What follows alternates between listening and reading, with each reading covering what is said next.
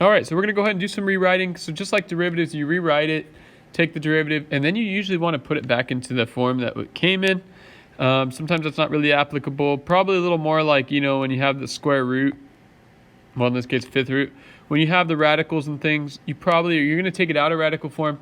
In the end, probably make a habit of putting it back to that form if that's what it came out of. But I think they should accept either answer here in the free response, so not too big of a deal if you don't. Technically, it is all the same. So what I'm going to do in this, I'm not going to actually evaluate the integral. You can see these examples up here on how to do so. Very simple. But what I am going to do is just show you, how would you rewrite it. So here, the problem is we don't have a product rule for integrals. Well, we have something like integration by parts. That's more for higher level calculus. I think Calc 2, the class after this, or Calc BC if you're in high school.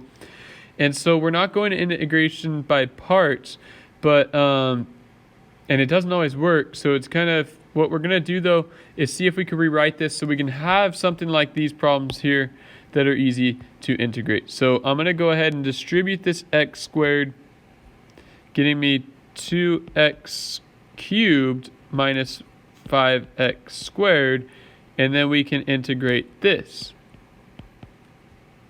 And then from there, you could break it down to integral x cubed dx minus 5 integral of x squared dx. Told you I wasn't going to do the rest of it, but might as well at this point. 2x to the fourth over 4 minus 5x cubed over 3 plus c. And then the 2 over 4 simplifies to 1 half.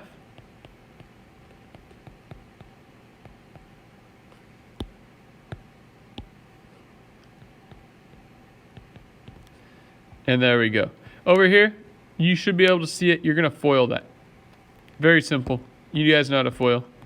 Right here, this is probably the one that's a little bit more difficult to see.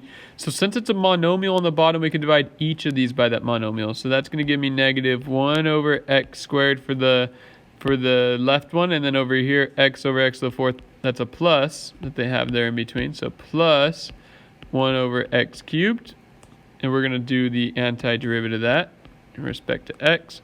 So I'm going to rewrite that a little bit more because that's, we don't have a quotient rule for integrals. And there we go.